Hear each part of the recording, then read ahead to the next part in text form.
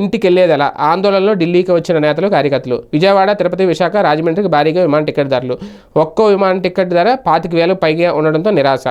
రైల్లో టికెట్లు కొనలేక అవస్థలు. కన్ఫర్మేషన్ కోసం ఎంపీల ద్వారా ప్రయత్నాలు. ప్రధాని నరేంద్ర మోడీ ప్రమాణ స్వీకారానికి తెలుగు రాష్ట్రాల నుంచి వచ్చిన నేతలు కార్యకర్తలు తమ ప్రాంతాలు తిరిగి వెళ్ళడానికి ఇబ్బందులు పడుతున్నారు. దేశవ్యాప్తంగా మోడీ ప్రమాణ స్వీకారానికి తరలి రావడంతో విమానాలు, రైళ్ల రద్దీ పెరిగింది. దీంతో విమానయాన సంస్థలు టికెట్లు రేట్లు పెంచేశాయి. విజయవాడ, తిరుపతి, విశాఖపట్నం, విజయవాడ, రాజమండ్రికి రైలు కొనడానికి ఒక్కో టికెట్కి 25,000 వరకు విమానయాన టికెట్లు ఉండడంతో అంత పెట్టలేని వారు ఢిల్లీలోనే ఉండిపోయారు. పోనీ రైలు ద్వారా అయినా తమ ప్రాంతాలకు చేరుకుందామంటే వాటిలోనూ టికెట్ లేక అవస్థలు పడుతున్నారు. ఎంపీల ద్వారా సీట్లు కన్ఫర్మ్ చేసుకోవడానికి ప్రయత్నాలు చేసుకుంటున్నారు. ఆదివారం ఉదయం నుంచి నేతలు, కార్యకర్తలతో ఢిల్లీ రద్దీగా మారిపోయింది అనేది. టికెట్ల రేటు పెరిగిపోయినాయి. మరి విమాన టికెట్లు అంటే అంతే కదా, ఎక్కువ ఫ్లోటింగ్ ఎక్కువ ఉన్నప్పుడు ఆటోమేటిక్గా అవి రేట్లు పెరిగిపోతూ ఉంటాయి.